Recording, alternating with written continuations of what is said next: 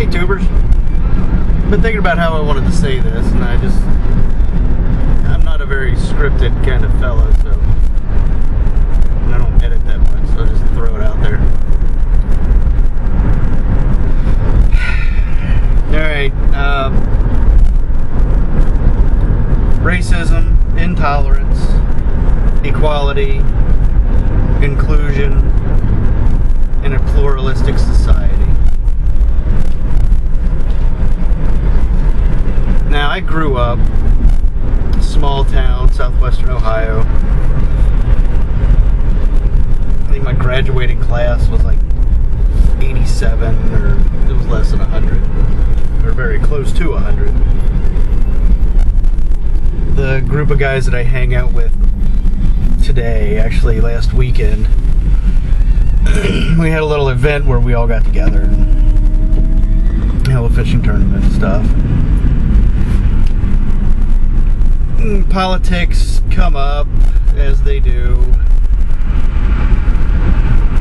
and then immigration and misconceptions of illegal immigration and the whole gamut of we're Americans, we need to protect America.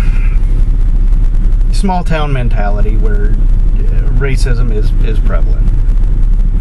And I don't even think it's intentional hatred or racism. I think it's just ignorance, just plain pure ignorance. Now, I used to be the same way.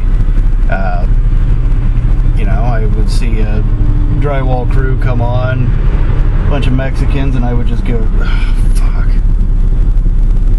But honestly, I didn't understand why I was upset. I thought I knew, but it's not that important. I've said this before, that America is a very small or very young country, and we don't have anything that is our own. We are, by our nature, different cultures, different people, different races. And to not get along is un-American. I mean, I'm not the, you know, you gotta be American, you gotta love America or get out. You know, there's that too, but it's not as cut and dry as that. I used to be, you know, I used to tell the jokes and think that it was no big deal, and I would say, you know, things like, I'm not racist, but, and education has cleared that up. I know humans have the need, the deep need to categorize things, where we will even find patterns in random noise called pareidolia, where you see things that aren't even there because your brain wants to make it there. Why do you think you can make a face out of anything? You can do it with sound, with you know, it's an evolutionary trick thought to be used, or, you know, thought to be there because of recognition of faces for survival purposes, for tribe recognition, and children and their mothers, babies, to recognize their caregivers. I could be full of shit, I don't know. Anyway,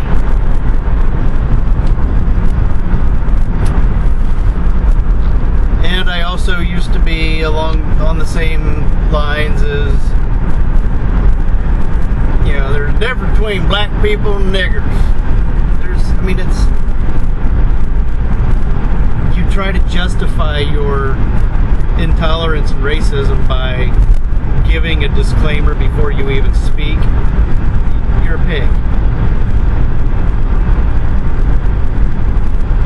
That's all there is. I mean, there's no, I don't care who you are.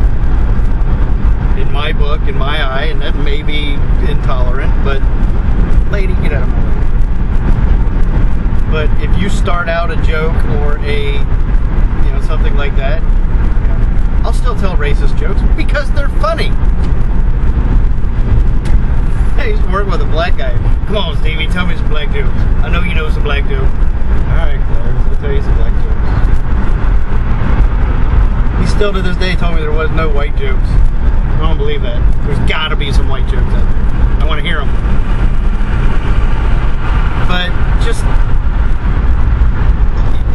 on an evolutionary standpoint, why would we not embrace and love other people? My entire life, I've noticed ethnic women. I love women, all shapes and sizes and voices and all of them. And when they have an ethnic quality, dude, it makes my pants fit funny. Anyway, like, why wouldn't we try to go after, or why wouldn't that feeling come out? Because of an urge to expand our gene pool. You know, it's basically, I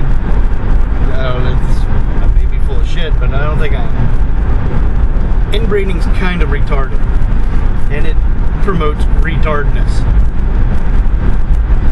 So why wouldn't you expand to other continents? The chances of you intermingling your interminglings are pretty slim. So I think it's a splendid trait or a trigger to have to want to go after people of other ethnicities. Man, and women's are sexy. But I mean, I was never in the Manaborn said he did a video about his involvement in the white supremacist party, skinheads and things, because it was a social experiment on his part. And you know, honestly, if you don't have those social experiments, I'm not saying they're a good thing. What am I trying to say here?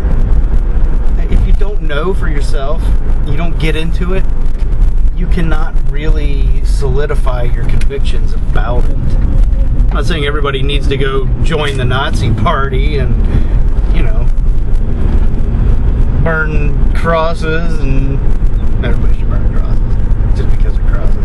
But, you know, burn crosses and have lynchings. That's not what I'm trying. That's not fair either.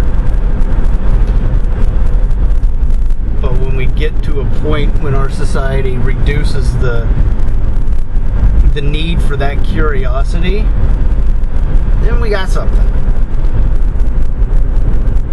I don't know.